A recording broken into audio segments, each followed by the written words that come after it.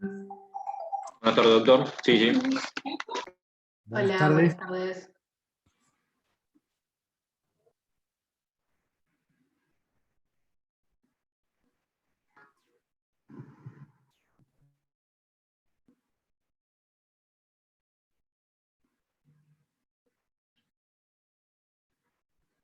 Bueno, esperamos un minutito a ver si... No sé qué dificultad hubo, pero yo no me podía conectar. Entiendo por lo que me dijo Facundo del chat, que de ustedes tampoco. Así que esperamos un minuto más por si hay alguien con intención de conectar y ya comenzamos con la clase.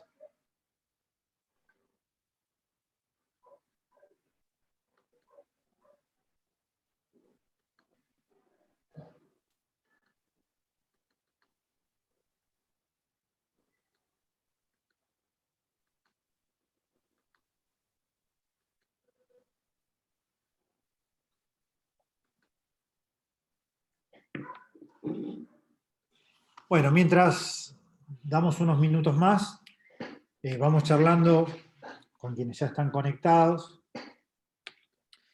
Con relación al trabajo que hicieron durante enero, que consistía obviamente en la lectura de los textos y en la realización de los trabajos prácticos, no sé si ha generado mucha dificultad, si fue sencilla la lectura, si hay inquietudes, preguntas, si quieren que charlemos algo al respecto.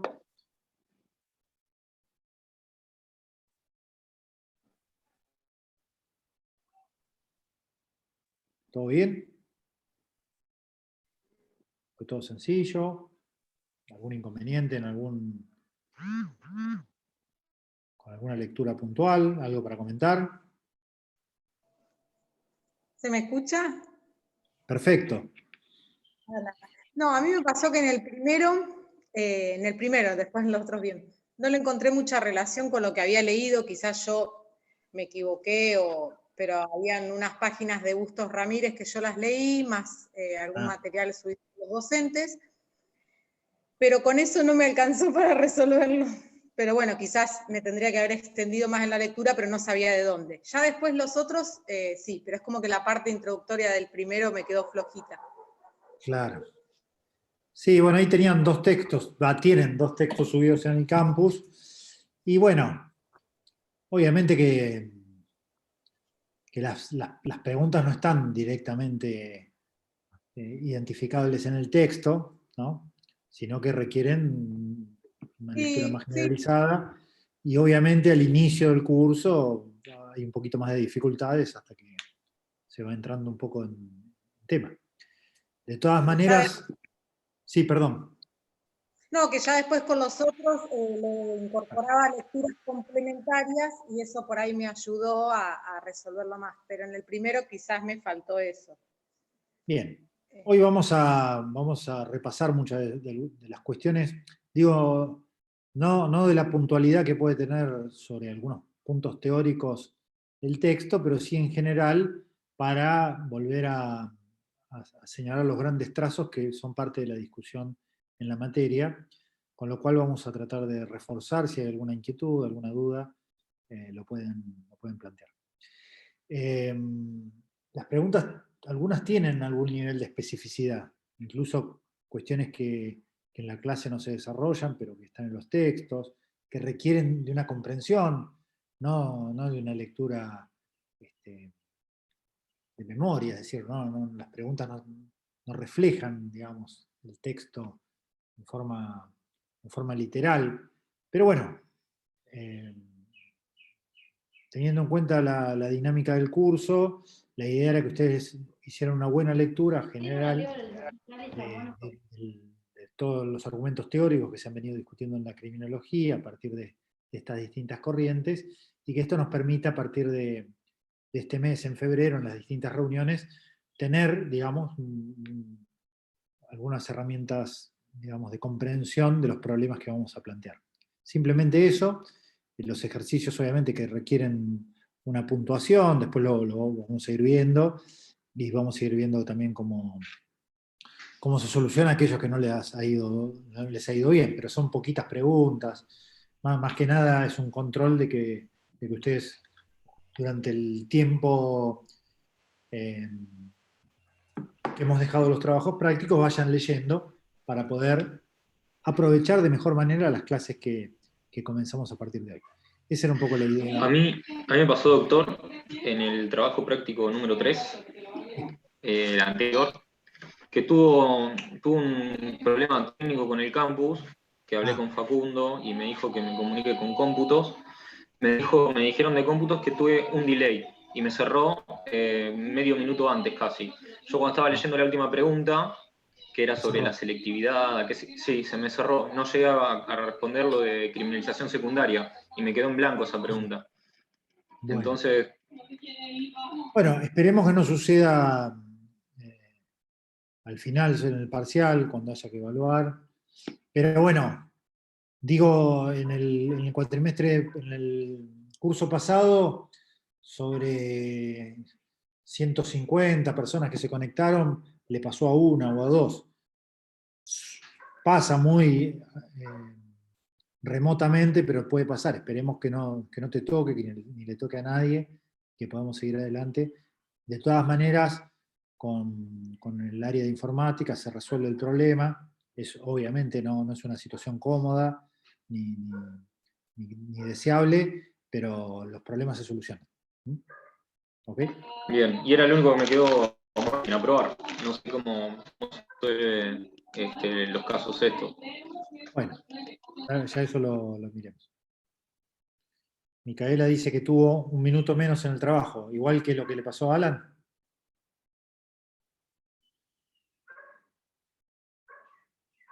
Debe ser lo mismo. Pero bueno, ya sí, lo mismo. Bueno, esto ya es una cuestión informática, como les vuelvo a decir, no pasa tan frecuentemente. Por ahí hay 1 o 2 casos en un grupo y le buscamos solución. No se preocupen que desde ya que no es lo deseable, por ahí hay que repetir el ejercicio o hay que esperar hasta que hasta que podamos resolver qué pasó, que nos den el informe de informática a ver qué fue lo que sucedió. No es una situación para nada agradable ni deseable, pero no pasa muy frecuentemente y esperemos que no le pase a nadie este curso, ojalá sea así. Y si no, lo resolvemos de alguna manera. Bueno, si quieren hacer algún otro comentario o pregunta, disponible, y si no, empiezo a desarrollar un poco el trabajo de hoy, que se va a demorar. ¿Hola? Sí, Karen. Hola. Sí, buenas tardes. Mire, yo tengo una cuestión, una consulta de los dos. Bueno, tengo 2 trabajos prácticos desaprobados con y Sí. anteriormente cuando me fue mal en el primero había consultado si era eliminatorio, si me iba a permitir rendir o no el parcial, y me había acordado de lo que usted había mencionado, que en ese caso recuperábamos en el examen, ¿no? Sí, sí. Los temas No que es tengamos. eliminatorio, pero bueno, vamos a ver la cantidad y la calidad de los errores, y en todo caso se va a compensar o se va a recuperar lo que corresponda. Quiero decir, si han tenido 4 trabajos prácticos y 3 están perfectos y uno quizás no fue aprobado, pero como le pasó a Alan, tuvo un inconveniente o alguna cuestión, bueno, ya lo examinaremos. Por el contrario, si la situación es un poco más complicada, se han desaprobado los 4 y tal, bueno, ahí ya se recuperará de alguna manera. La modalidad de examen que se pregunta siempre va a ser la misma. La modalidad siempre va a ser con este sistema, por eso también los trabajos prácticos sirven para ensayar, ¿no? Para ensayar la modalidad de examen. La única diferencia es que van a tener más cantidad de preguntas, pero obviamente van a tener más cantidad de tiempo para responderlas. Pero la modalidad no va a variar. Y en todo caso, aquellas personas que necesitan recuperar estos trabajos prácticos lo van a hacer en su momento sin que ello los descalifique, los deje fuera del curso. ¿Ok? Bien. El parcial es el 19 de enero, Claro. de febrero. El viernes 19, exacto. Bien. Tienen el cronograma, ¿no? Sí. Está en el campus el cronograma.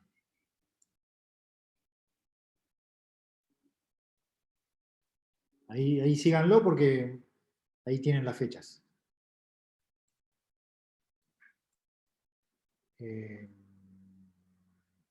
Sí, viernes 19. Muchas gracias. Bueno, ¿alguna otra consulta? Bueno, vamos a avanzar un poco sobre el temario de hoy. La idea de ahora hasta el 18, es decir, hasta el día anterior al parcial, es que tengamos alguna actividad conjunta. La mayoría de ellas las vamos a hacer a través de Zoom. Pero algunas las vamos a hacer indicándoles, por ejemplo, alguna actividad en el campus, por ejemplo para mañana, o vamos a abrir el Zoom y les vamos a dejar una clase previamente para que ustedes puedan visualizar, que está grabada, está en video, o la lectura de algún texto, o trabajar con alguna película que luego se va a trabajar en alguna reunión de Zoom. Es decir, la idea es que de ahora hasta el día 19, todos los días tengamos algún tipo de actividad, con excepción obviamente de los sábados y domingos. Y nos caen 2 feriados, que son los feriados de carnaval, que en ese caso lo que vamos a hacer es dejarles actividades para que hagan en casa y no tengan que estar conectados ni conectadas en el Zoom. La mayoría, prácticamente todos los días, vamos a habilitar el Zoom 6:30 de la tarde y vamos a reunirnos para trabajar en forma conjunta y poder discutir algunos temas. Esa es la propuesta. Tiene obviamente, como el periodo de tiempo del curso de verano es acotado, esto tiene bastante intensidad, por eso nos tenemos que reunir todos los días, porque si no, desarrollar toda la materia es medio complejo. Con lo cual, esto requiere cierto grado de concentración, porque hay que ir leyendo de clase a clase. O sea que hay que hacer el Zoom, pero además hay que ir leyendo todos los días. Pero bueno, es un modo, de alguna manera, que si lo llevan adelante les puede servir para preparar de mejor manera la materia, porque se van a concentrar en un periodo de tiempo, creo que no se puede cursar otra, la cursada de verano es única, ¿no? Entonces se van a concentrar solamente en una materia y lo van a poder desarrollar. Es un desafío, ¿no? Para los docentes es un desafío. La idea de la cursada bimestral durante el año, la idea del Zoom, todos estos inconvenientes, el campus, son desafíos que se nos han planteado e intentamos resolverlos. Vamos a poner lo mejor de ambas partes. Ustedes hagan los esfuerzos, traten de estudiar cotidianamente, tema a tema, lo que vamos desarrollando, hacemos las reuniones, tenemos disponibles los contactos por mail, todo lo que requieran de la cátedra va a estar a disposición, los materiales para profundizar, dudas. Vamos a hacer, dentro de lo posible, todo lo mejor para que el curso salga lo mejor posible y que la cursada de verano no tenga ninguna diferenciación, más allá de que se concentra en el tiempo de aquello que se hace normalmente, para que reciban un curso de calidad y adecuado. Así que les pido ese esfuerzo de concentración, de estar todos los días encima de la materia, y nosotros vamos a ir proponiendo las actividades y estando siempre disponibles para que avancen de mejor manera hasta llegar al momento de la evaluación, en la cual esperemos que salga todo el mundo adelante. Esa sería un poco la idea de trabajo. Pero bueno, vuelvo a insistir con lo que charlamos aquella primera reunión en enero.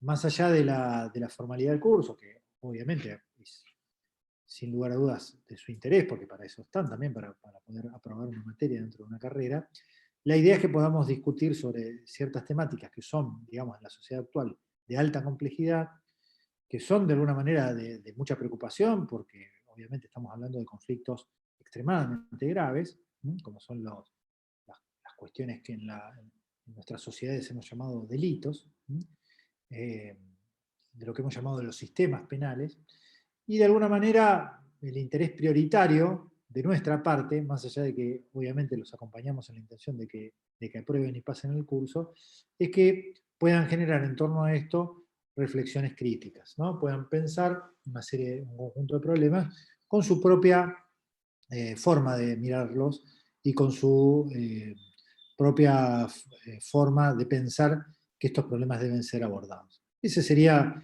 una misión cumplida para nosotros, que puedan desarrollar o forjar un pensamiento crítico. Por eso les vuelvo a insistir en plantear una dinámica que, a pesar de que el Zoom nos pone cierta distancia en la virtualidad, permita que, bueno, podamos dialogar y que ustedes puedan intervenir libremente. Algunas personas están en la cámara, otras están apagados. Yo no voy a insistir con que la enciendan, los que pueden la encienden. Entiendo que obviamente hay contextos y situaciones en las cuales quizás es dificultoso en el ámbito en donde están actualmente, en la casa, donde fuera. Pero sí, en la medida de lo posible, me interesa que haya cierto diálogo y que no sea simplemente un monólogo de transmisión de ideas, sino que ustedes no se queden con dudas, ¿no? Pueden preguntar libremente a través del chat, a través de tomar la palabra y podamos ir trabajando en forma conjunta. Bueno, vamos a hacer un ejercicio difícil porque se nos ha ido un poco de tiempo, pero es el tratar de desarrollar de alguna manera las bases de lo que vamos a discutir para adelante, revisando lo que han leído ustedes durante este tiempo. Lo vamos a hacer desde el punto de vista de lo que se ha llamado el sistema penal, ¿no? Los títulos hablan de la penología, los fundamentos. La pena es el modo en que en nuestras sociedades occidentales, la pena estatal, en nuestras sociedades occidentales modernas, hemos encontrado como forma de responder a ciertos conflictos que consideramos particularmente graves, ¿no? Y por eso los incluimos dentro de un catálogo de delitos, en los códigos penales o en las leyes. Cuando en la forma de organización del poder que hemos, digamos, heredado de la posilustración, ¿no? Del surgimiento de lo que se ha llamado modernidad cultural, una forma de organización del poder que involucra, digamos, en el vocabulario de los transformadores de aquel tiempo, frenos y contrapesos al poder para evitar, digamos, la concentración del poder absoluto. Bueno, dentro de esas formas que hemos organizado para gestionar el orden dentro de una sociedad, hemos inventado las palabras delito y la palabra pena, ¿no?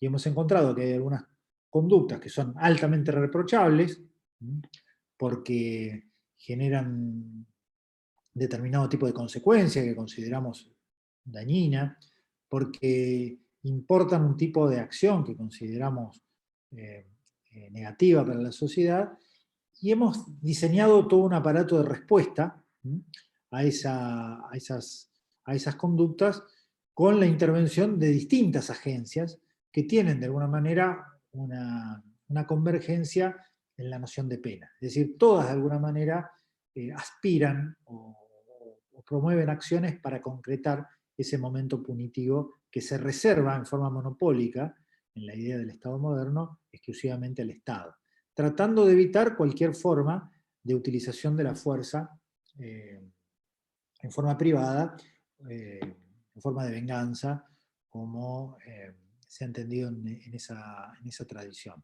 Es decir, el Congreso de la Nación, cuando se reúne para dictar una ley, las policías cuando salen al espacio público a cumplir su función de prevención, pero también de detección y de conjuración de delitos, los distintos actores judiciales cuando frente a una sospecha de la comisión de un delito llevan adelante el proceso penal con sus distintas instancias, la investigación, el juzgamiento o la ejecución de la pena según corresponda.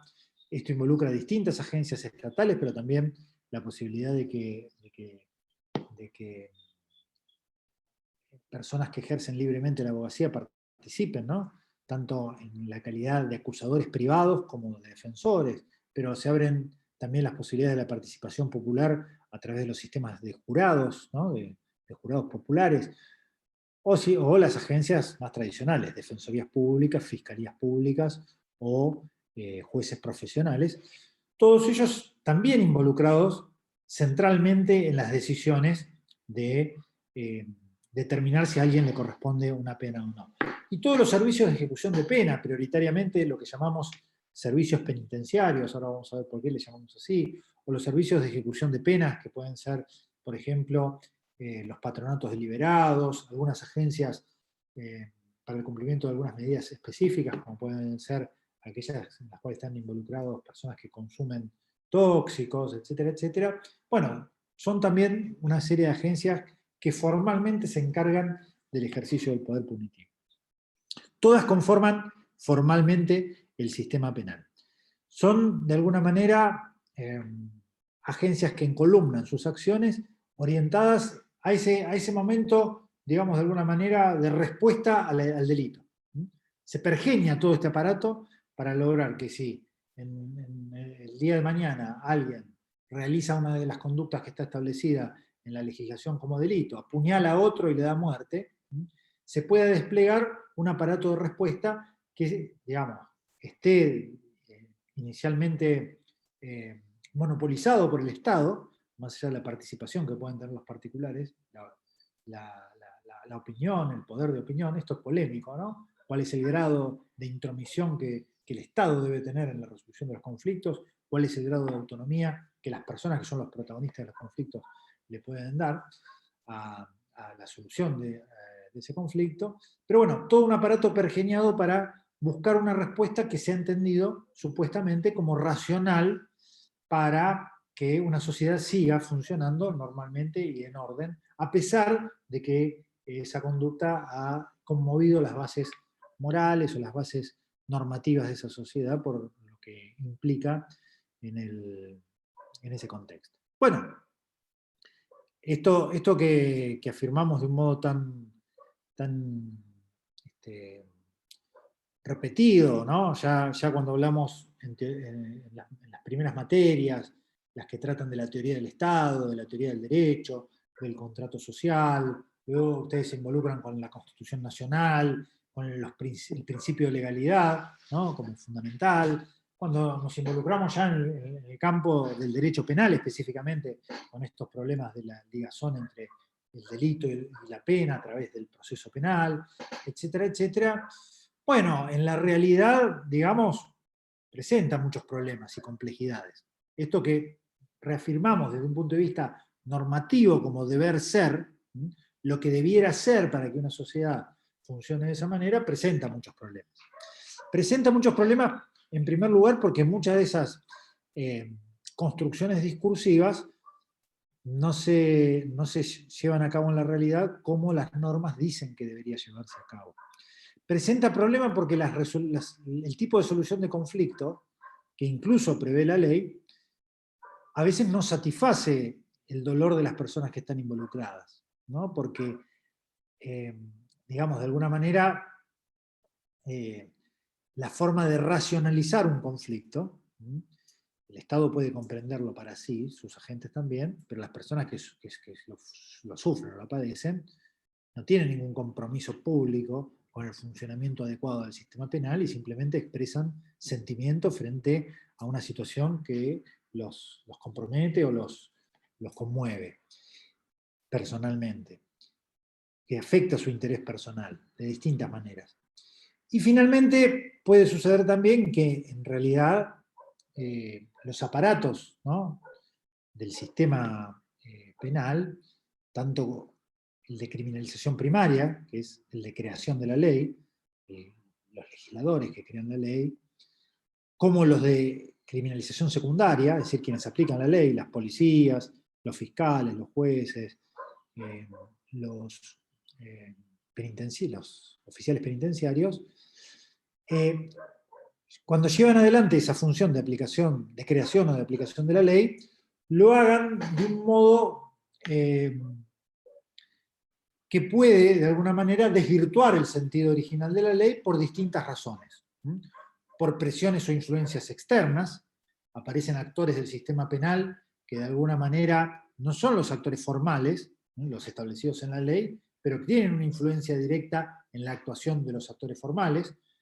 Por ejemplo, pueden ser grupos de presión, por ejemplo, pueden ser movimientos como el movimiento ecologista, el movimiento feminista, pueden ser, digamos, actores comunicacionales, como medios de comunicación, puede haber conductas ilícitas, ¿no? Puede haber extorsiones, sobornos para la actuación de la ley. Tanto, digo, cuando la ley se crea, como cuando la ley se aplica. Todos estos fenómenos, digamos, son fenómenos que no están previstos ni en la Constitución, ni en la ley, ¿no? Por lo menos en los procedimientos formales, pero que son producto de la dinámica de actuación de las agencias penales.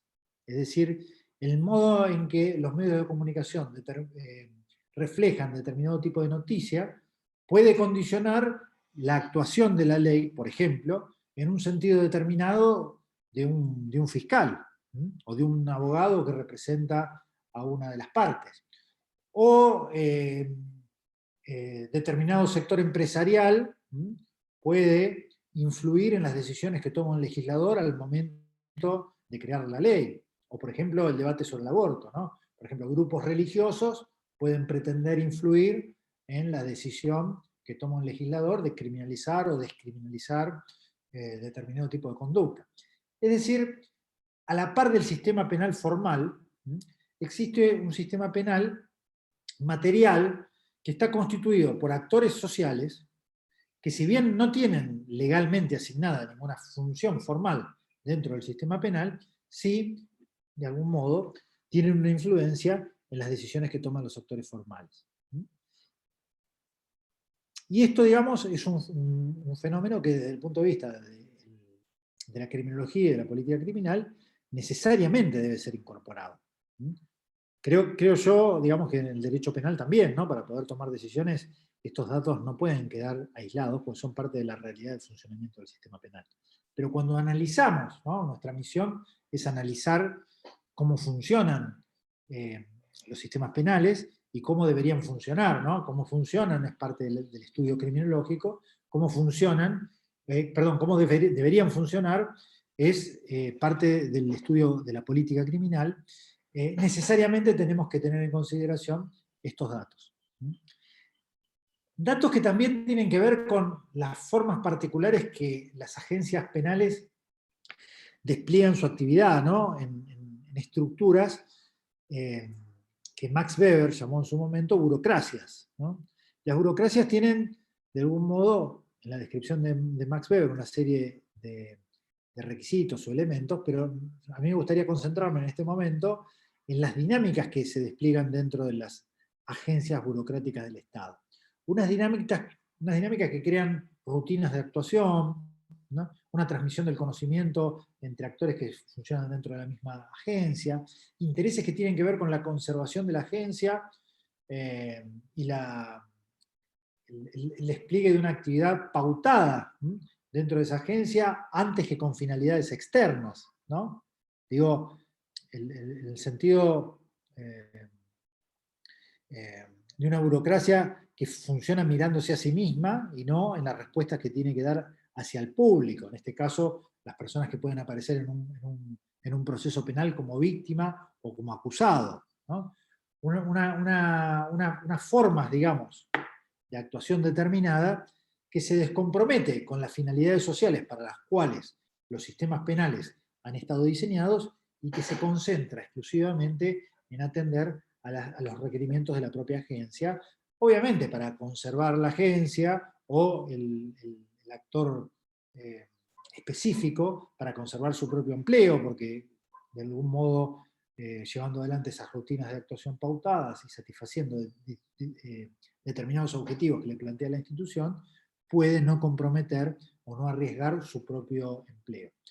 Todas estas dinámicas, que a diferencia de las anteriores no son externas, no provienen de actores externos, como pueden ser los medios de comunicación, las ONG, los diferentes grupos de presión, etcétera, etcétera, sino que son internas a las agencias del sistema penal, también influyen en los procesos de criminalización, también influyen en cómo actúan los legisladores, también influyen en cómo actúan las policías, los jueces, los fiscales o los agentes penitenciarios. Es decir, de alguna manera cuando nosotros pensamos en ese sistema de respuesta tan preciso, esto también son descripciones de Weber, tan preciso que debería darse, tan racional que debería darse entre la comisión de un delito y la respuesta penal, aparecen un conjunto de problemas de difícil solución. El apartamiento de las finalidades legales, el cuestionamiento al sentido de la ley propiamente, aunque sea aplicada adecuadamente, y una serie de factores externos e internos de las agencias del sistema penal que influyen en lo que, en definitiva, es el producto de la creación o la aplicación de la ley. Uno piensa que la discusión de fondo sobre las penas vuelve, de alguna manera, al debate sobre las finalidades de la pena. Es decir, si creamos una ley, si ponemos policía en la calle, si creamos tribunales de justicia para que se hagan los procesos, y si ponemos un aparato carcelario, es porque creemos que esto va a funcionar de algún modo favorable para la sociedad. Las discusiones sobre la finalidad de la pena remitían al debate entre la justicia o la prevención, ¿no? Es decir, la pena se impone para hacer justicia, ¿se acuerdan de Kant, de Hegel? O la pena se impone porque previene delitos. Previene porque disuade, previene porque excluye, previene porque resocializa, pero en definitiva previene, y eso es lo importante. Claro, estos valores de justicia y de prevención en la sociedad actual están bastante discutidos, ¿no? ¿Cómo ven el funcionamiento global? Digamos, como estudiantes de Derecho, pero también como ciudadanos y ciudadanas, ¿cómo ven el funcionamiento global de los sistemas penales, incluyendo, vuelvo a decir, la legislación, la creación de la ley, la policía, la justicia, la cárcel, respecto de estos ideales que han guiado la creación de estas instituciones, en definitiva, que son instituciones o que aspiran a dar justicia o aspiran a prevenir hechos en el futuro? ¿Qué opinan de esto? Yo creo que del lado de la resocialización estamos un poco lejos, por cómo están las instituciones carcelarias, los penales y demás. Una persona que está hacinada, no está en condiciones en los establecimientos, no se le da por ahí los medios que se necesitan para educarlo nuevamente y que se vuelva a insertar en la sociedad. Yo creo que en la actualidad no se está dando. Y para el Estado creo que tampoco es prioridad eso. Lo que importa es calmar el caos que se genera en la sociedad, aplicarle una pena, encerrarlo y listo. Y se ve a lo largo de estos años, hemos visto que eso no trae ninguna solución. Por ejemplo, nosotros vamos caminando en la calle y nos roban el celular. ¿Yo qué quiero? Que encierren a la persona, devuelvan el teléfono y me reparen el daño. Y yo quiero que me devuelvan el teléfono y me reparen el daño. Por ahí buscar un sistema penal que se oriente para este lado de la reparación, los delitos que son graves, que se atentan contra la vida, y la integridad sexual, y eso sí, aplicar una privación de la libertad, educarlo nuevamente para que se vuelva a reinsertar. Pero creo que hoy en día como que se volvió a la finalidad del castigo con el tema de la pena. Bien, el castigo es un castigo sin finalidad, ¿no? Es lo que entiendo. Sí, y para claro, para mí sí. Sí.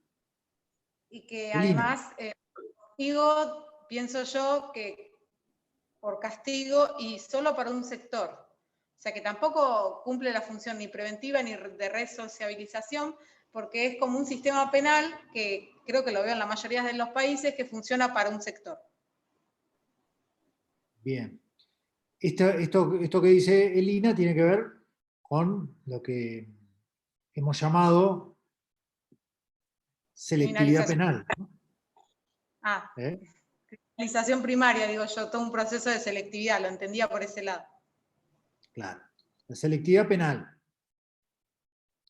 Bien, ¿qué otras opiniones hay? ¿Qué le parece lo que dijo Alan, lo que dijo Lina? ¿Hay acuerdos? ¿Hay desacuerdos con estas ideas?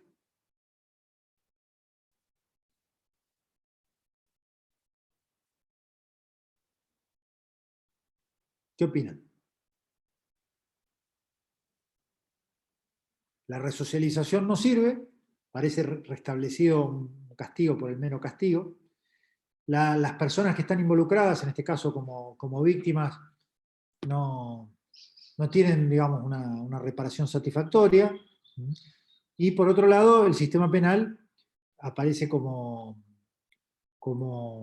digamos, encubriendo otro funcionamiento respecto a aquellas finalidades, porque se despliega sobre cierto sector social, según dice Lina, en forma prioritaria, ¿no? En forma mayoritaria, ¿no? A través de procesos selectivos. Lorenzo dice, estoy de acuerdo con lo planteado con Alan, creo que la presión social es tan grande que las agencias ya no actúan con la libertad que debieran. Bueno, ahí lo que está subrayando es que hay un contenido, ¿no?, en el cual la disociación entre las finalidades establecidas y la actuación no se puede ser ingenuo, va a estar siempre presente, porque obviamente lo que me llama la atención de lo que dice Lorenzo es que dice algo así como actualmente o hoy en día, como dando idea de que ya no actúan, ¿no? Ya no actúan, parece que estuviera dando una idea de presente, ¿no? Una idea de que en el presente las cosas serían peor. No sé dónde está, si está por ahí, si quiere agregar algo.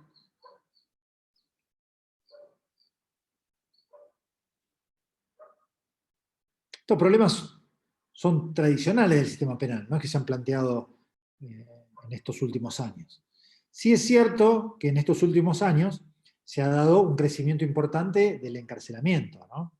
Hay un concepto que vamos a ver más adelante, que es el de encarcelamiento masivo. Las sociedades actuales están encarcelando como históricamente nunca lo han hecho, ¿no? Tomando como promedio la población encarcelada respecto a la población total, todos los países, incluido la Argentina, todos los países latinoamericanos, Estados Unidos, están teniendo, salvo muy pocas excepciones de algunos países europeos, algún país aislado como Canadá o India, el resto de los países están teniendo cifras de encarcelamiento que nunca en la historia, estamos hablando del siglo XIX en adelante, la conformación de lo que llamamos Estados-Nación, nunca habían tenido este tipo de uso masivo del encarcelamiento, ¿no? Esto es notorio. Y por otra parte, hay un momento, yo pienso que esto tiene ciertos vaivenes, ¿sí?, a lo largo de la historia, en donde ya el problema de la emotividad, es decir, el problema de la disconformidad con el método de racionalización de los conflictos, se está haciendo bastante evidente, ¿sí? Es decir, pensar que la ley puede ser esa reserva monopólica que el Estado toma para sí, el modo de evitar, como Alan dijo, de calmar un poco a la sociedad, de evitar el uso de la venganza privada, el dar satisfacción a las personas que están involucradas en los conflictos, parece que está en un momento bastante complejo, ¿no? Ahí hay unas dinámicas que son complejas también, porque también hay actores del sistema político, del sistema comunicacional, que están de alguna manera jugando un papel, un rol representativo en que las demandas sociales en torno a determinado tipo de conflictos se recuesten principalmente al cuestionamiento de las agencias del sistema penal, ¿no? Creo que ahí lo que se está haciendo más que nada es emparchar el problema en vez de darle la solución de raíz. Porque cuanto más buscamos encarcelar a las personas, más sobrepoblación hay en las cárceles. Sobrepoblación hay en las cárceles, menos son las posibilidades también de resocializar. Y es un círculo que no tiene un fin. Claro, bien, muy bien, Alan. Yo pienso también, esto también es, digamos, de alguna manera en la historia secuencial, estamos en unas sociedades que tienen altos niveles de conflictividad, ¿no? Es decir, estamos en un sistema social en donde sus bases normativas, su cemento moral, como diría algún autor, ¿no?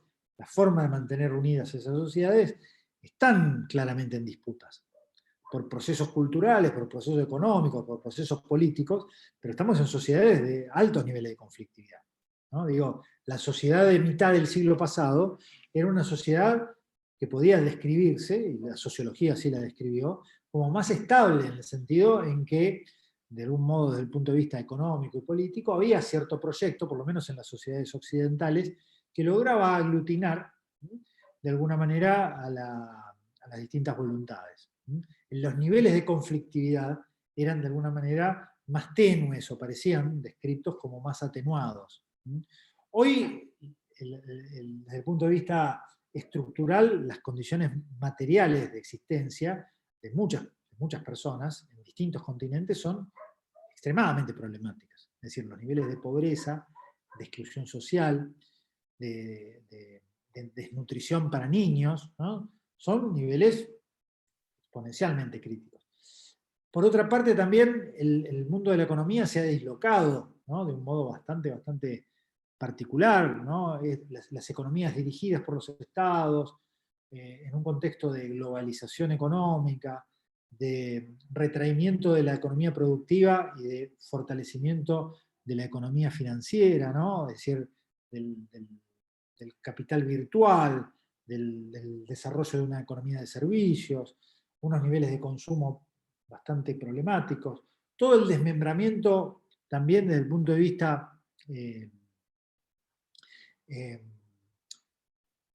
diría ideológico y también, digamos, existencial, que tenemos a partir del desarrollo tecnológico, ¿no? Cosas impensadas como estar comunicándonos ahora por Zoom, los vínculos que podemos mantener, digamos, de un modo impensado hace pocos años, entre un país de América Latina, del sur de América Latina con el norte de Europa. El impacto que tiene todo este desarrollo tecnológico también en el mercado de trabajo. Unas sociedades, digamos, también con un nivel de multiculturalismo importante, porque también, digamos, todas estas transformaciones que se han dado en el campo de las relaciones estructurales, económicas, también lo que han hecho es generar circulación de gente, ¿no? Esta circulación ha dado un momento importante a la multiculturalidad que se puede desplegar en términos de políticas de reconocimiento o políticas de exclusión, es decir, de persecución al extranjero, al distinto, o de inclusión y debate, ¿no?, que la tecnología también favorece. ¿Qué quiero decir con toda esta descripción? Que la sociedad está muy dislocada, en el sentido en que no hay bases sólidas en donde todos estemos, de alguna manera, bien claros en cuáles son nuestros proyectos de vida como sociedad, como individuos en lo particular, ¿no? Que nuestra inserción en los mercados laborales es compleja, que es inestable, y que, digamos, nuestras formas culturales de relación son bastante también complejas, ¿no? Hay generaciones que ya han asimilado formas de comunicación que por lo menos para mi generación, por ejemplo, son impensadas. Todo esto lo que genera indudablemente es mayor nivel de conflictividad social, sea por razones estructurales, culturales o políticas, sea por esos problemas de exclusión y pobreza, sea por problemas de cómo pensamos nuestras existencias, nuestras formas de vivir, o sea por las decisiones que tomen determinados actores políticos en nuestros contextos. Por cualquiera de estas razones, las sociedades son altamente conflictivas. Con lo cual, obviamente, esto desde el punto de vista de nuestro campo de estudio, lo que va a generar es mayor cantidad de delito, pero también mayor nivel de insatisfacción frente a las respuestas tradicionales. Porque en el marco de ese conjunto de transformaciones y dislocaciones, también el sistema penal está incluido. Es decir, la conformidad con que sea la pena privativa de libertad una respuesta suficiente a un hecho delictivo. Hoy no está tan claro. En el pasado quizás había un nivel de consenso, de conformidad mayor. No digo que sea esto un proceso lineal en donde siempre se haya ido empeorando hacia el presente, por eso decía que es secuencial. Los niveles de encarcelamiento sí son lineales, han crecido en el presente de un modo exponencial. Estas dislocaciones en torno a los mayores niveles de racionalidad o de emotividad dentro del sistema penal son más bien oscilantes. Hay momentos de mayor emotividad en donde no se cree en los fiscales, no se cree en la ley, no se cree en los jueces, o hay menor nivel de credibilidad, y hay otros en donde los sistemas pensados, ¿no?, en nuestro diseño político y constitucional, generan mayor nivel de satisfacción en la sociedad. Esto es más bien oscilante. Pero de alguna manera, en un contexto de cambios, de transformaciones y de dislocaciones en todos los niveles, obviamente también el sistema penal presenta estos problemas. En ese contexto es en el cual nosotros nos vamos a insertar en el estudio de infinidad de problemas, ¿no?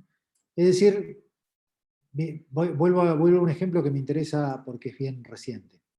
El problema del aborto. Ustedes vieron la interrupción voluntaria del embarazo, el tipo de discusión que ha generado y que sigue generando en nuestra sociedad. Puede estar de alguna manera condimentado con algunos debates que pueden estar relacionados con la coyuntura política local, pero particularmente este problema es un problema, digamos, que se ha presentado también respecto de esta dinámica de la política actual binaria en términos rupturistas, ¿no? Es decir, de algún modo no hay homogeneidad. Ustedes vieron que en definitiva la aprobación que se dio en el Congreso se dio con votos de ambas o de distintas fracciones. Pero lo que ha desarrollado es un nivel de discusión y debate, digamos, a todo o nada, ¿no? Extremista, ¿no? De algún modo hemos puesto un debate con furia, que creo que en algún punto tiene, de algún modo, cierto contenido saludable para la democracia, porque en definitiva estamos llevando al debate público, a la apertura, un problema que es complejo, que tiene distintas aristas, que tiene obviamente distintas concepciones, pero también, digamos, ese aspecto positivo y saludable para el debate democrático en una sociedad se ve condimentado con este modo muy particular que en el presente se está presentando de debatir de algún modo en forma, yo diría en términos modernos, irracional, llevando hacia la irracionalidad cierta parte, por lo menos, o cierto contenido del debate. Todos los temas que nosotros vamos a tratar tienen este tipo de lógica, ¿no? Si nosotros pensamos en el problema de la policía. El problema de la policía, el debate es muy saludable. Queremos más policía, queremos una policía con mayores facultades, queremos una policía, digamos, que ejerza la violencia sin límite, o queremos una policía, por el contrario, que sea capacitada, formada y que pueda aplicar la ley de un modo limitado. Vemos que en el debate público esto está presente, digo, en la Argentina, lo vemos, por ejemplo, con el caso Chocobar, ¿no? Lo deben recordar ustedes. ¿Cómo se dio ese debate público? Bueno, ahora, recientemente la Argentina fue condenada por el modo en que las policías arbitrariamente y selectivamente, como decían hace un rato Elina y cuando comentaba, aplica en forma selectiva la interceptación y requisa de las personas en la vía pública. Fue condenada la Argentina por la Corte Interamericana. Hoy hay un proceso de revisión de las normas para las requisas, sobre las cuales vamos a hablar también. Eso aplican el olfato policial y no es constitucional. Exactamente, la idea del olfato policial. Bueno, pero hay reivindicaciones. Todavía, desde un punto de vista jurídico, creo que la discusión está medianamente clara. Todavía hay límites que serían importantes trazar con mayor precisión. Y eso es lo que le demanda la Corte Interamericana a la Argentina. Que su normativa tenga, de alguna manera, una construcción que permita una mejor identificación de los límites por parte de las autoridades policiales. Es interesante el debate. ¿no? Pero digo, el tema de incluir dentro de las causales de justificación en los códigos penales el cumplimiento de un deber para el uso de la fuerza letal, de la violencia letal, es decir, un disparo que puede dar muerte, por parte de las policías, que es lo que se debatió en el caso Chocobar, no es un debate argentino. Ecuador recientemente modificó la ley en un sentido ampliatorio de las facultades policiales. También lo hizo Italia. Es decir, cuidado que en la Argentina se dan unos debates, pero también en otros contextos los debates son similares. Quiero decir, en Estados Unidos, por ejemplo, se aprecia una dirección contraria de retraimiento a las facultades policiales. Ustedes conocen el caso de un policía que, desplegando obviamente una actuación violenta desmedida, pero principalmente con un contenido racial, discriminatorio, le dio muerte en la calle a una persona de raza negra, un caso reciente, que llevó a que en Estados Unidos se promueva un movimiento que se llamó Defund the Police, es decir, un movimiento que lo que está poniendo en el debate público es la necesidad de restringir no solamente las facultades policiales para el uso de la violencia, sino también los recursos policiales, pensando que hay problemas sociales que se pueden resolver de un modo distinto que poniendo el uso de la violencia de la policía en las calles, ¿no? El movimiento piensa, se llama defund, es decir, sacarle fondos a la policía. Hay otros que directamente piensan en la abolición de la policía, pero son más bien minoritarios, ¿no? En Estados Unidos este debate se ha dado. Y se sigue dando en este momento. Pero otros lo que dicen es, pongamos dinero para resolver determinado tipo de problema en otro tipo de medidas que pueden servir para prevenir conflictos, que pueden servir para prevenir delitos, y no le demos tantos recursos a la policía, porque la policía, esos recursos, evidentemente no nos dan respuesta. Las tasas de criminalidad no son las deseables y además ocurren estos hechos de alto nivel de violencia.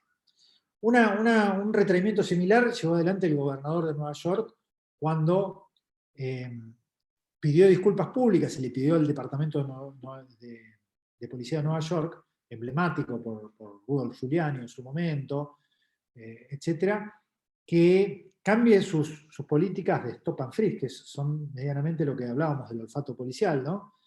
Y que no recaigan, como las estadísticas mostraban, mayoritariamente sobre personas latinas y afros, ¿no? Mayoritariamente la policía de Nueva York lo que hacía era detener este tipo de personas, actuar en forma selectiva.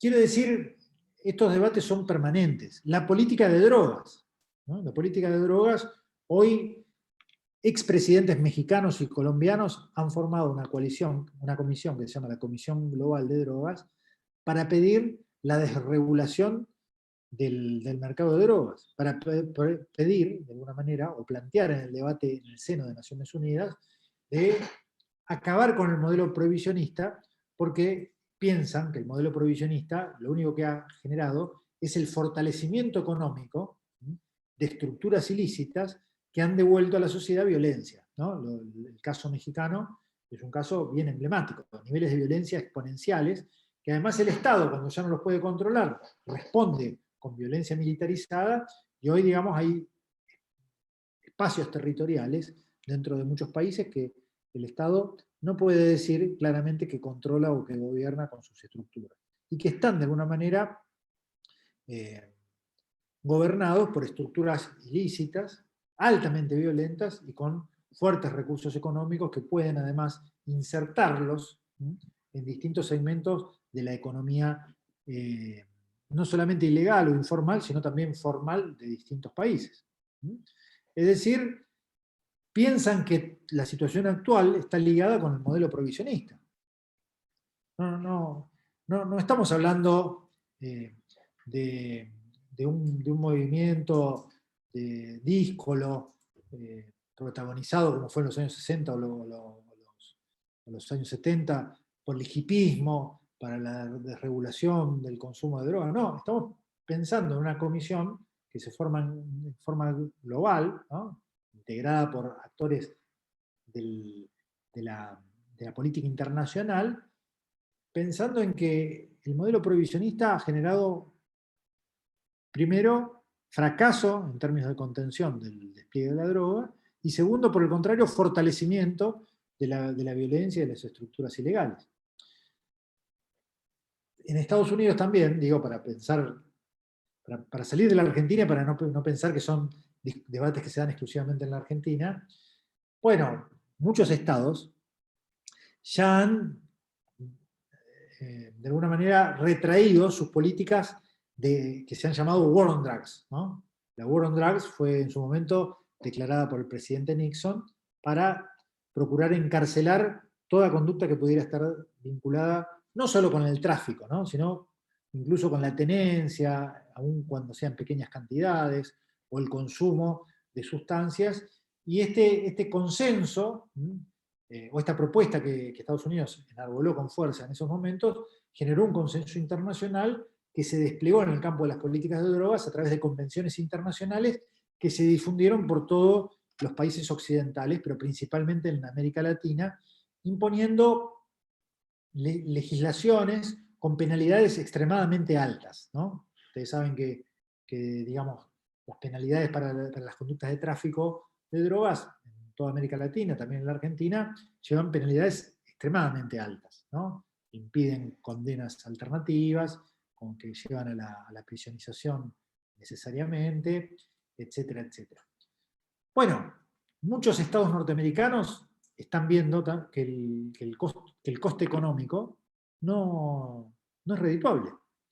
Es decir, toda una serie de recursos exuberantes para despliegue policial, equipamiento, para todo el sistema de enjuiciamiento, para todos los sistemas penitenciarios, para encarcelar masivamente personas, con un resultado magro, y hoy están revisando sus políticas de drogas.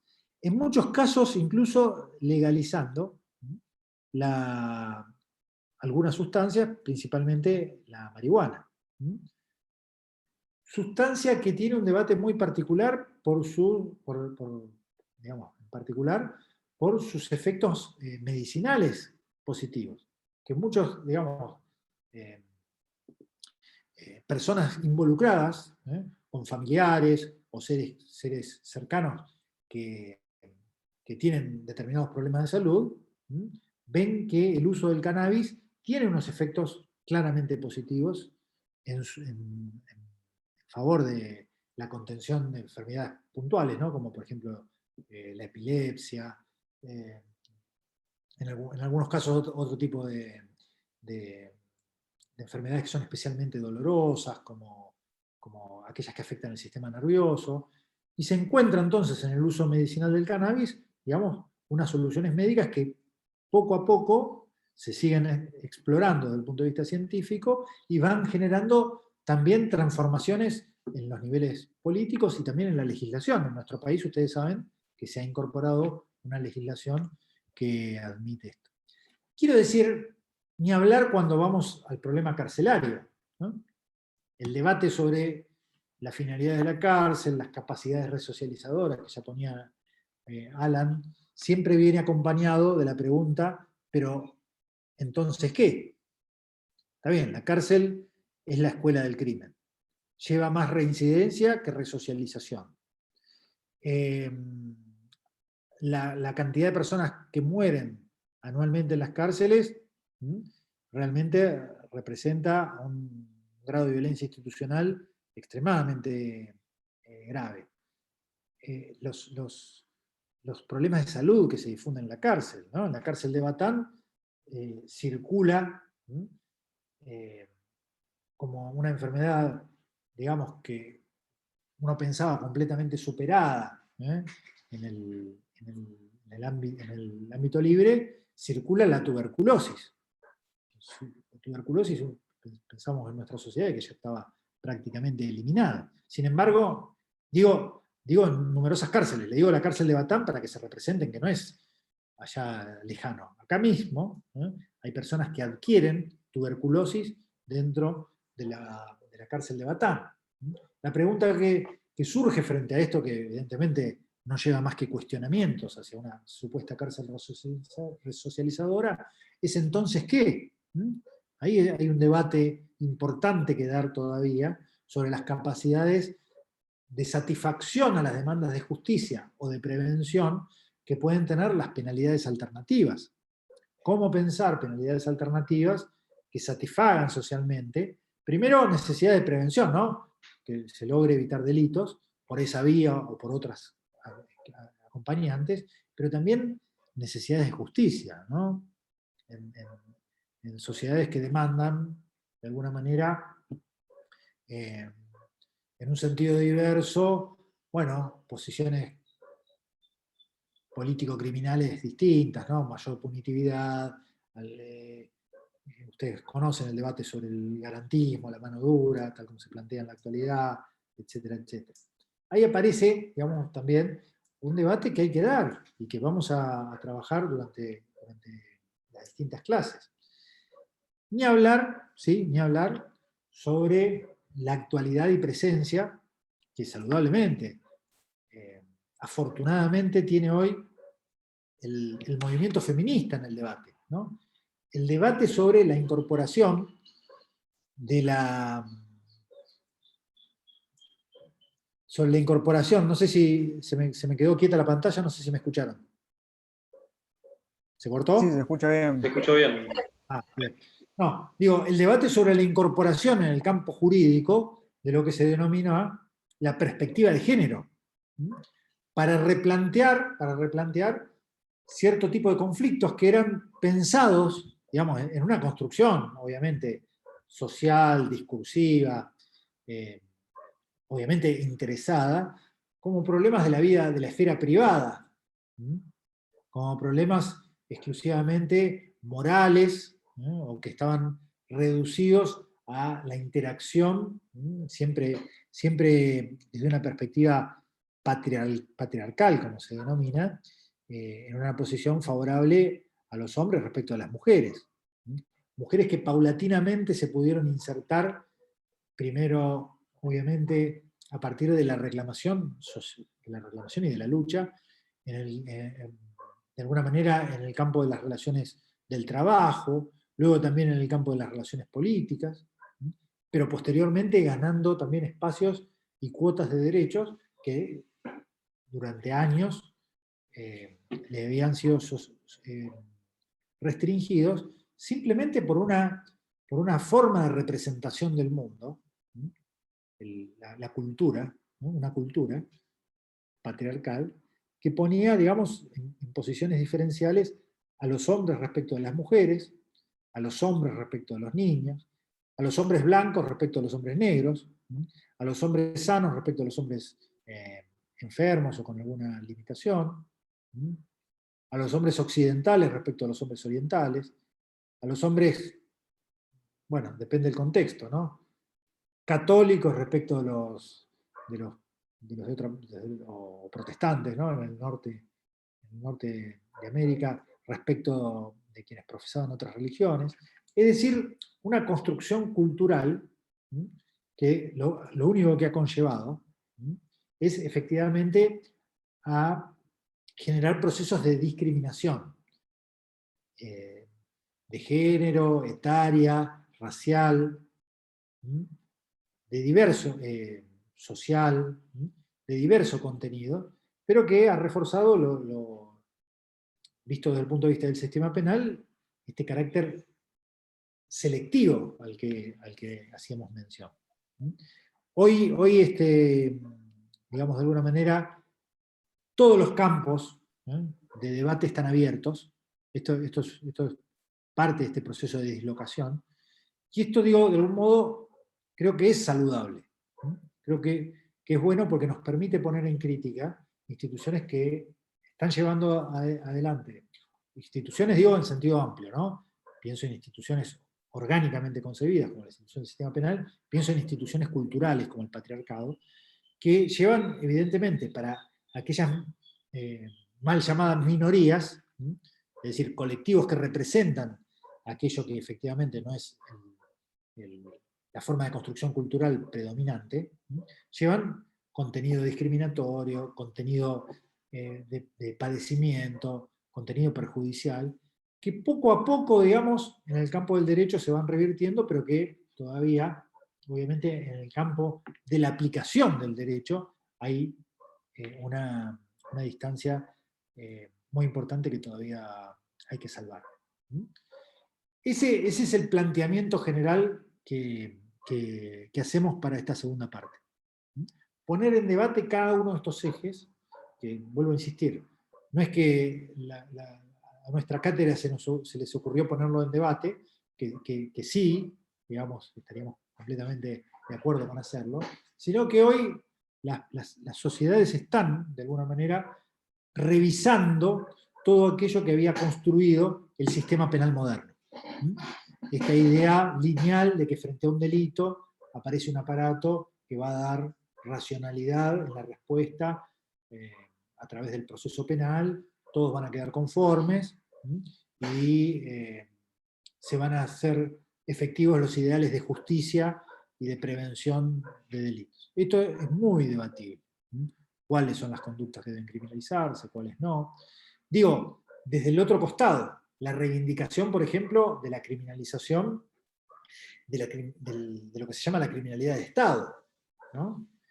Que es parte de procesos sociales que se están dando en el mundo, ¿no? La creación de la Corte Penal Internacional es parte de ese proceso, pero el juzgamiento de delitos de genocidio, no solamente en el ámbito internacional, sino en los ámbitos locales, como se ha dado en nuestro país, o en otros países que han llevado adelante procesos de verdad, de memoria, de justicia, para, de alguna manera, aspirar también a estas finalidades. Hacer justicia y evitar que en el futuro estos delitos se vuelvan a cometer. Pero todo el desarrollo también de debates en torno a la posible criminalización de determinado tipo de conductas que están desplegadas inicialmente por personas con poderío económico, pero que afectan fuertemente al ambiente, ¿no? Y que con esto comprometen no solamente la existencia de las generaciones futuras, sino incluso la actual, ¿no? Entonces digo, la necesidad de la criminalización de ciertas conductas que pueden afectar mares, ríos, montañas, el sistema ecológico en su conjunto, ¿no? Obviamente también, flora, fauna. Todo esto está en un debate actual. Hay un movimiento que es la criminología verde, que está en este momento proponiendo, en algunos casos, la criminalización hecha pura y derecha, es decir, en un sentido propiamente punitivista, otros apelando a otras respuestas, ¿no? A la necesidad de que existan estructuras administrativas, pero todos poniendo en el foco que la criminalidad económica y su proyección sobre el medio ambiente es central en el debate actual. Que el sistema penal se tiene que desenfocar de su carácter selectivo, persiguiendo, digamos, las expresiones de la conflictividad social emergentes en el medio urbano, el que se apropia de bienes en la vía pública en forma muy torpe, roba en un supermercado, realiza alguna conducta, digamos, menor en el contexto general.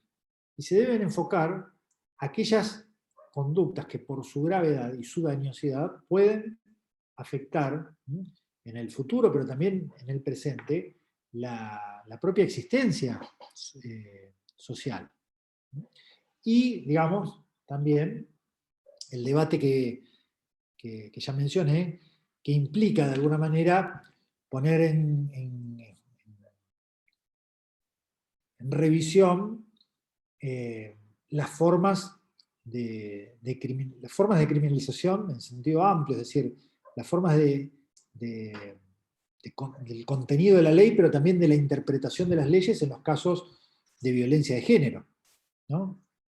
La incorporación de la figura del femicidio, la incorporación de la interpretación de ciertas formas de violencia que no son exclusivamente la violencia física, que trascienden a otras formas de ejercicio también de violencia de género en clave patriarcal, que tienen que ser reconocidas e incorporadas, violencia psicológica, violencia económica, violencia obstétrica, que empiezan a ser incorporadas en la legislación, pero que todavía en la interpretación de los tribunales, en la aplicación a los casos concretos, requiere todavía de mucho trabajo, en donde hay un debate también muy fuerte dentro del propio feminismo, del cual nos vamos a encargar también de discutir, entre la necesidad de la apelación a la herramienta penal, ¿no?, para la protección o para la reivindicación de las posiciones del movimiento feminista, o incluso en forma más amplia de otros géneros, ¿no?,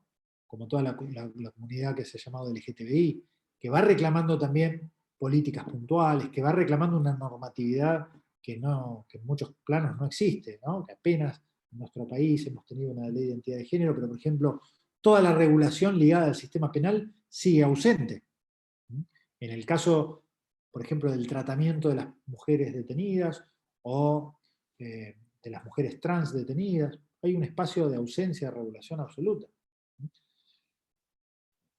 Al interior del movimiento feminista hay un debate todavía fuerte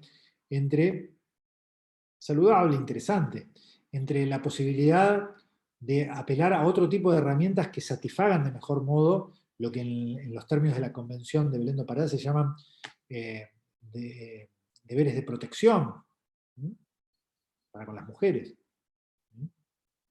reparación.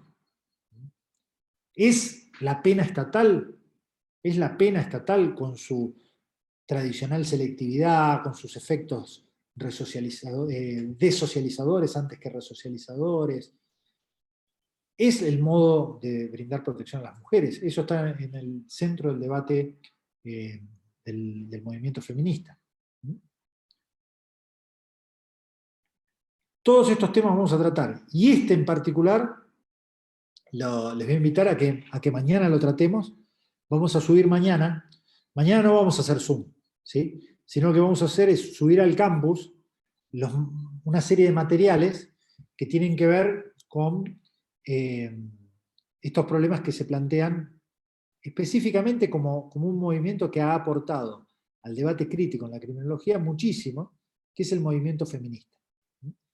Vamos a subir una serie de materiales y les voy a pedir dos cosas puntuales. Más allá de que revisen esos materiales, dos aspectos muy puntuales.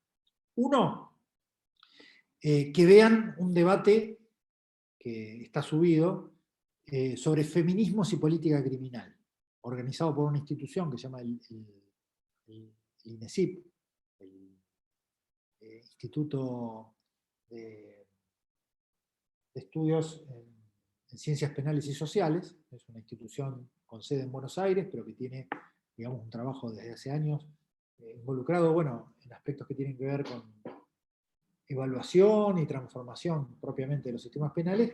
Y acá hay unos videos que son parte de una actividad que se organizó hace un año, en el cual, no el año pasado, sino el anterior, en el cual se debate justamente esta pregunta. ¿Es la pena estatal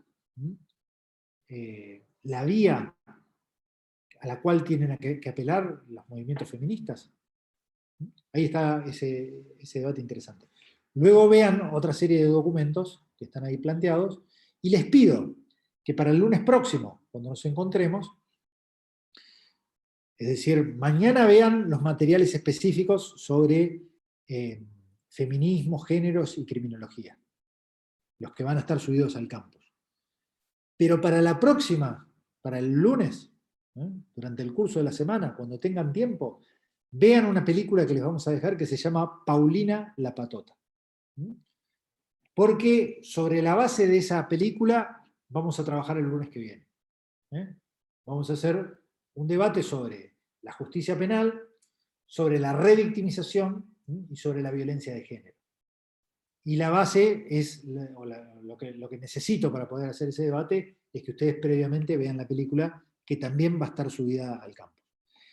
El día miércoles ya nos reencontramos y vamos a hablar del problema de la institucionalización, ¿no? Va a venir una de las profesoras de la cátedra y va a trabajar específicamente sobre los efectos que la institucionalización provoca en las personas. Vamos a trabajar distintos argumentos teóricos y vamos a empezar a trabajar esos temas. Y a partir del jueves ya vamos con jueves, viernes, el próximo lunes conmigo otra vez. Vamos a ir trabajando los distintos temas que hoy les comenté. Siempre con esta perspectiva de debate actual y principalmente de puesta en crisis, que es lo que está sucediendo hoy, de las formas en que teníamos tradicionalmente de ver los problemas que enfoca el sistema penal. Esa es la idea. Repito entonces, para que haya claridad, mañana solamente ingresan al campus, ven el video del debate entre política criminal y feminismo, y ven todos los documentos que están subidos ahí al campus. En eso consiste entonces la reunión de mañana. El miércoles volvemos a hacer Zoom y ahí trabajamos con el problema de la institucionalización y luego seguimos sucesivamente.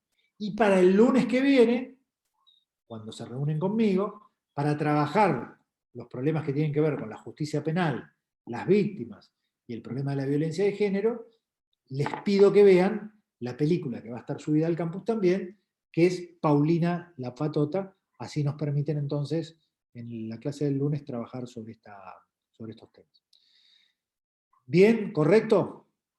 Se incluye para la clase de hoy un texto, que es el texto de Iñaki Rivera Beiras, que les pido también que lo lean, principalmente de cara al parcial y como cierre de esta actividad. Y también de cara al parcial, y como cierre de estos temas, que vean la película Tiempos Modernos, porque ahí se plantean cómo surgió el sistema penal, con qué finalidades, y cuáles son las diferencias, qué instituciones creó, lo que hemos charlado hoy, y qué diferencias hay entre lo que las instituciones dicen hacer y lo que las instituciones efectivamente hacen, ¿no? También en clave de selectividad. Digo, este texto de Rivera Beiras, que trae los distintos discursos con el castigo, lo que hace es un repaso, en términos de escuela criminológica, desde el punto de vista de la pena, de todo lo que ustedes vieron en las lecturas de enero. Y la película les va a servir para comprender de alguna manera, esa sería la idea. Tienen un cuestionario de 4 preguntas para revisar, no tienen que entregar nada, es simplemente para orientar la lectura que puedan hacer del texto, pero también de la película, el debate, y para que ustedes identifiquen las instituciones, y vuelvo a decir, efectos programados por las instituciones y efectos reales, o funciones reales que cumplen las instituciones. En todo caso, si quieren también verlo de acá el lunes, quieren hacer alguna pregunta o algún comentario sobre el texto de Rivera Beiras o sobre la película de Chaplin, Tiempos Modernos, también lo podemos hacer el lunes próximo, ¿sí? Por ahí al final del encuentro nos quedamos con quienes quieran hacer algún debate o discusión. ¿Quedó claro entonces cómo nos programamos? ¿Sí? Mañana la actividad en el campus, pasado miércoles volvemos a la reunión de Zoom, y el lunes próximo, por favor, mirar Paulina la Patota. Y para el parcial, leer a fondo, porque quiero decir, va a haber preguntas, obviamente, el texto de Iñaki Rivera Beiras y la película Tiempos Modernos, sobre la base de ese pequeño cuestionario que tienen ahí. Si no hay otros comentarios, otras preguntas, dejamos un debate abierto para el cierre, y si no, vamos despidiéndonos, como prefieran.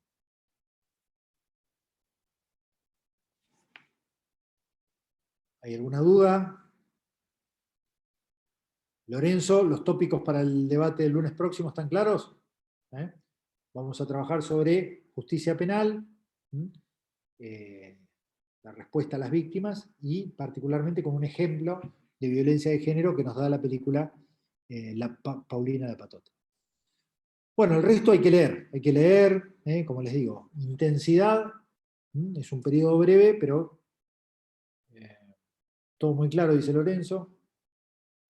Es un periodo breve, pero que hay que darle intensidad, por eso hay que leer, hay que mirar.